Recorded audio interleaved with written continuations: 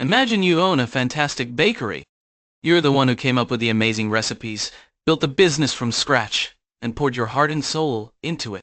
You're the owner. But as your bakery grows and becomes incredibly successful, you realize you can't manage every single detail yourself.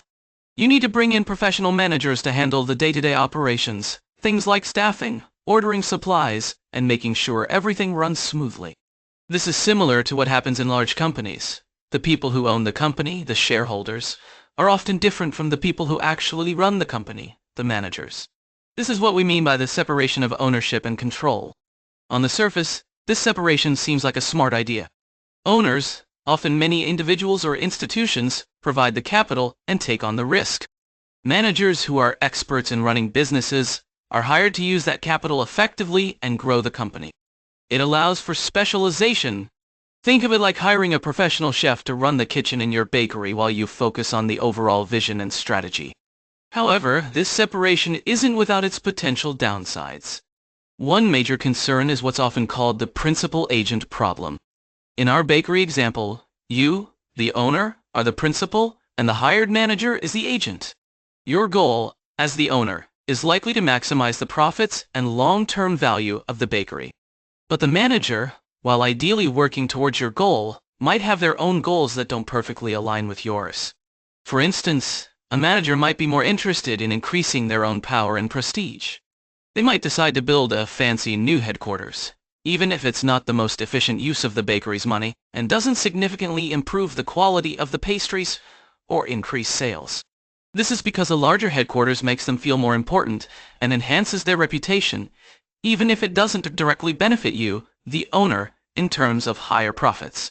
Another potential downside is information asymmetry.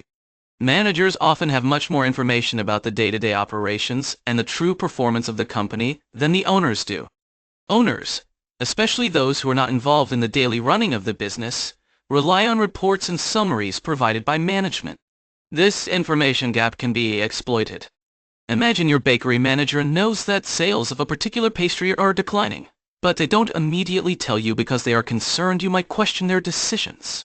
They might delay addressing the issue, hoping it will resolve itself, potentially leading to further losses before you become aware of the problem.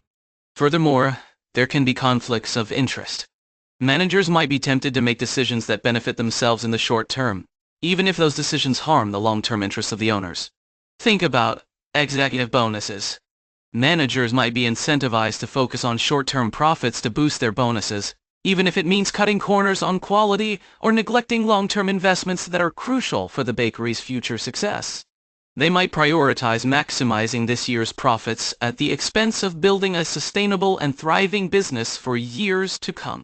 Monitoring managers effectively can also be challenging for owners, especially in large, publicly traded companies where ownership is dispersed among many shareholders. Each individual shareholder might own only a small fraction of the company, making it difficult and costly for them to individually monitor management's actions.